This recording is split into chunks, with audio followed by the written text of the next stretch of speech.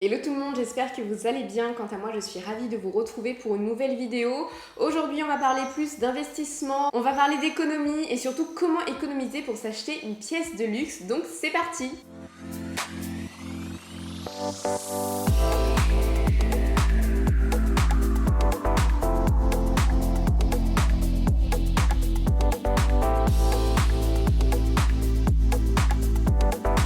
Avant de commencer la vidéo, n'hésite pas à me rejoindre sur Instagram pour me poser des questions, pour échanger, pour partager. N'hésite pas également à me rejoindre sur YouTube pour être informé de tous mes prochains contenus.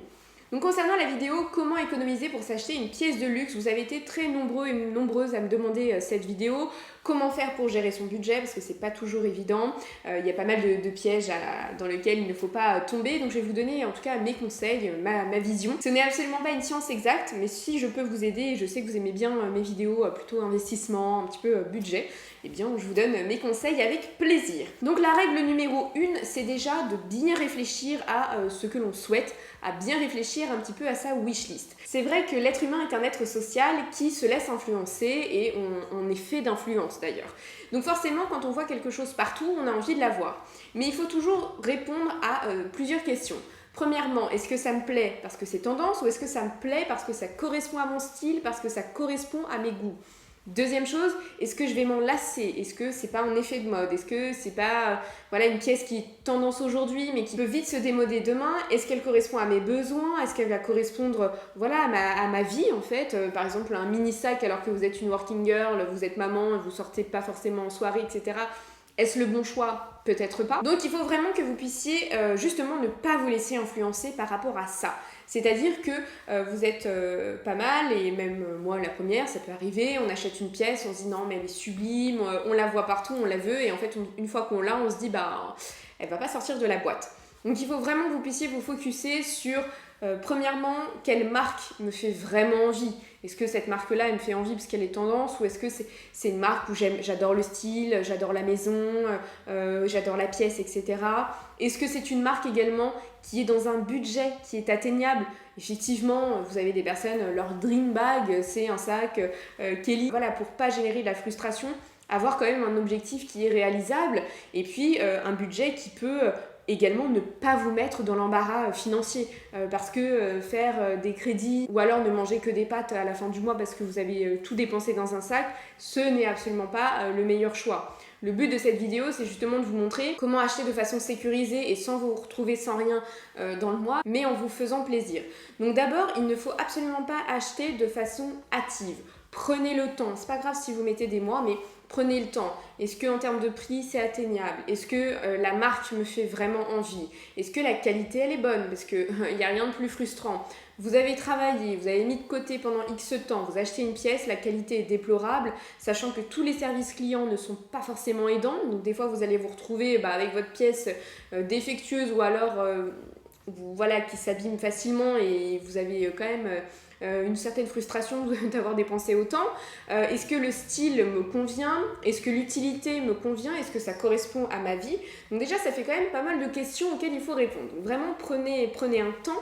Vous êtes nombreux et nombreuses à m'envoyer des messages. Oui, j'hésite entre tel sac et tel sac. Alors les deux sacs n'ont rien à voir. Donc vraiment, réfléchissez. Est-ce que vous voulez acheter ce sac par pur investissement pour de l'achat-revente? Ce n'est pas la même chose que je veux acheter ce sac pour me faire plaisir parce que voilà, j'ai travaillé, c'est mon anniversaire, peu importe. La deuxième chose, c'est d'avoir un plan d'action, c'est-à-dire comment mettre de côté, comment économiser, comment financer cette pièce, ce sac, ce bijou, sans me mettre dans l'embarras. Donc généralement, ce que moi je fais, quand j'ai mon salaire en début de mois, je touche à rien et je vais essayer de mettre à peu près 30% de mon salaire de côté. Si c'est pas 30% parce que vous ne pouvez pas, mettez 20, mettez 10. Mais mettez au moins de côté.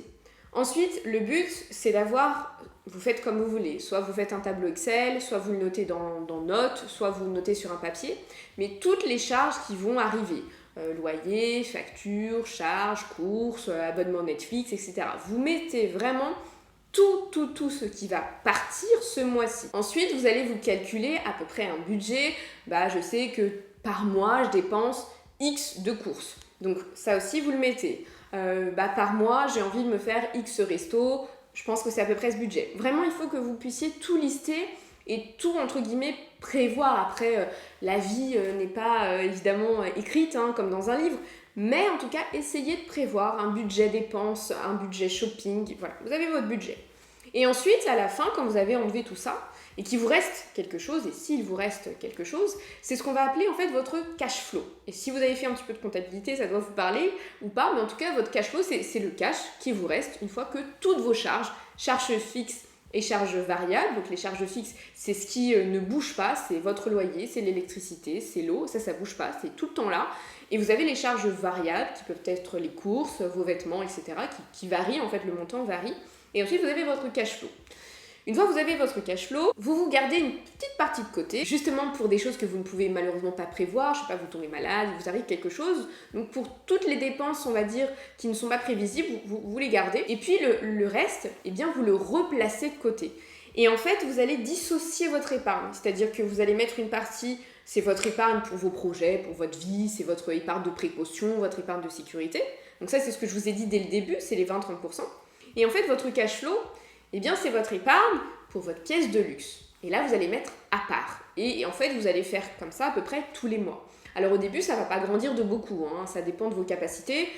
Pour certains, ça peut être beaucoup, pour d'autres moins. Mais au moins, même si vous mettez 50 €, c'est pas grave. Parce que 50 € x 12, vous voyez, on est déjà à un beau montant. Soit vous pouvez effectivement créer du cash flow en plus, en faisant quoi ? Vous videz vos placards, vous essayez justement, par exemple, la dépense sur tout ce qui est shopping, loisirs. Si vous estimez qu'il y en a beaucoup, eh bien vous pouvez effectivement réduire votre shopping ou bien réduire vos sorties parce que vous vous dites, non, là je veux rapidement, en tout cas dans quelques mois, m'acheter cette pièce. Donc du coup, je vais entre guillemets freiner un petit peu mon rythme de vie, mon niveau de vie, c'est ça en fait le niveau de vie, c'est vos sorties, c'est vos shopping, etc. Vous allez les réduire pour pouvoir mettre encore plus de côté pour cette dépense justement de shopping, de pièces de luxe. Donc c'est aussi une fonctionnalité que vous pouvez faire, ça peut être vendre de la déco, ça peut être, ça peut être vraiment plein de choses. Et moi en tout cas c'est mon fonctionnement. C'est-à-dire que forcément on a plein de charges, on a la vie en général, voilà.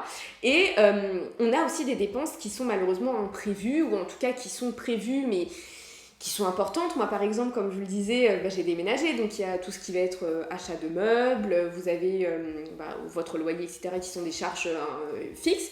Mais en tout cas, voilà, moi par exemple, je me suis pas amusée à acheter tous les meubles, à tout aménager.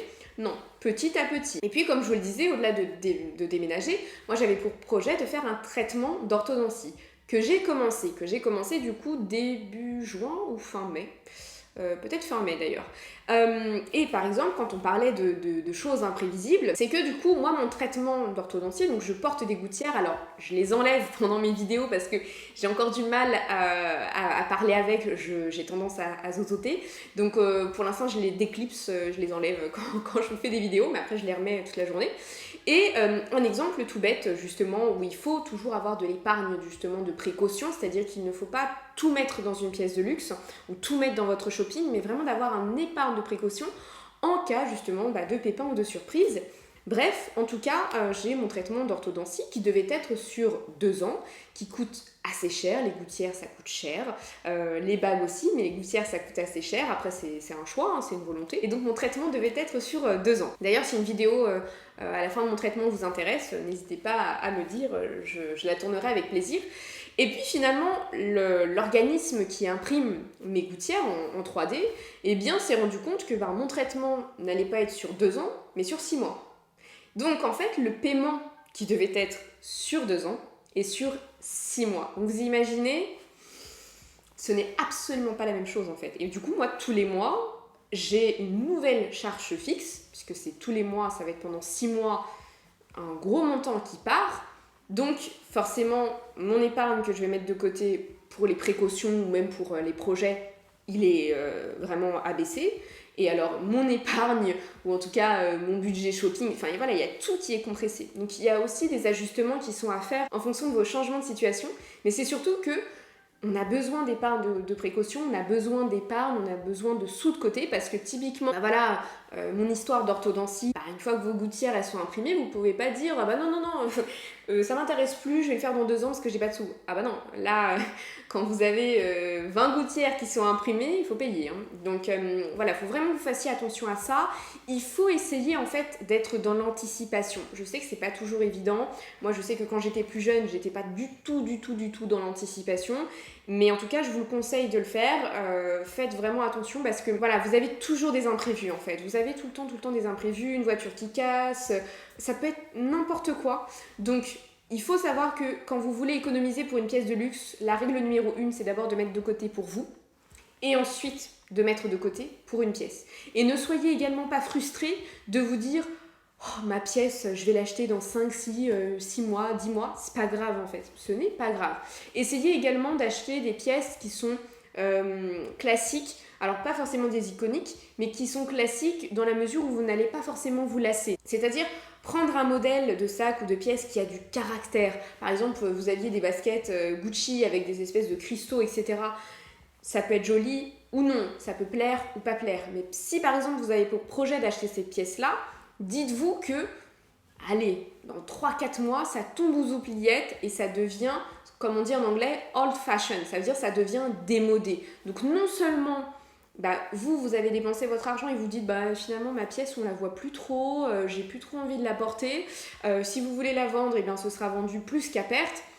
Donc faites attention à toutes ces informations-là, surtout si vous n'allez pas acheter votre pièce tout de suite. Achetez des pièces entre guillemets qui sont des valeurs refuges, c'est-à-dire vous savez que c'est un classique, vous savez que c'est une forme classique, c'est une couleur qui passe un petit peu partout, donc déjà quand je vais le recevoir, quand je vais l'acheter quelques mois plus tard, il sera toujours, peut-être pas tendance, mais en tout cas il sera toujours très joli et il me plaira. Voilà, j'aurais pas honte de me dire ah non c'est complètement démodé, ça c'est vraiment saut 2010 ou saut l'année dernière.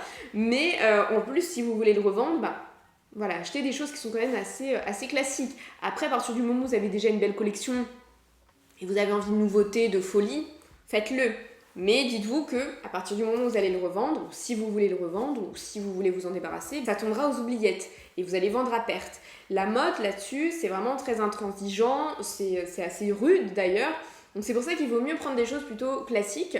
Et puis si vous avez vraiment envie de vous acheter vos premières pièces de luxe, mais vous n'avez pas le budget pour mettre 1 500 € de côté pour un sac, faites-vous plaisir avec des pièces qui sont plus réalisables. Ça peut être un petit bijou, ça peut être une broche, où là vous mettez 50, 100 € de côté, et puis vous voyez que finalement, rapidement, en 3-4 mois, vous pouvez vous acheter une pièce de luxe. Vous savez, le cerveau humain, il fonctionne comme ça, il fonctionne avec des leviers de motivation. Et c'est pour ça que je vous disais, ne prenez pas des montants pharaoniques, parce qu'en fait, vous allez plus vous démotiver. Donc, des leviers de motivation avec des choses qui sont réalisables et qui peuvent être atteignables aussi, des montants qui sont atteignables. Et puis, c'est surtout que essayez tous les mois de mettre de côté, même si c'est 20 €, même si c'est 30 €, vous avez quand même mis de côté, et c'est également de l'argent que vous sortez de votre tête et que vous n'allez pas être tenté de dépenser. Donc voilà en tout cas pour mes conseils pour comment vous organiser pour économiser pour une pièce de luxe, comment organiser votre budget. Je n'ai pas la science infuse, évidemment, mais en tout cas n'hésitez pas à me donner vos tips en commentaire. Moi je sais que je fonctionne comme ça et ça fonctionne plutôt bien pour moi. J'ai été une ancienne accro au shopping, une ancienne surdépensière, je vous l'ai déjà dit en vidéo. Avant j'avais pas un sou de côté et malheureusement il y a plein de projets que je n'ai pas vu faire. Donc mon conseil numéro 1 avant d'économiser pour une pièce de luxe, c'est déjà d'économiser pour vous, d'économiser pour vos projets. Et après le luxe, ça viendra. Mais en tout cas, j'espère que cette vidéo, vous l'aurez appréciée. J'attends vos avis. Je vous fais de très gros bisous et je vous dis à très bientôt. Bye bye.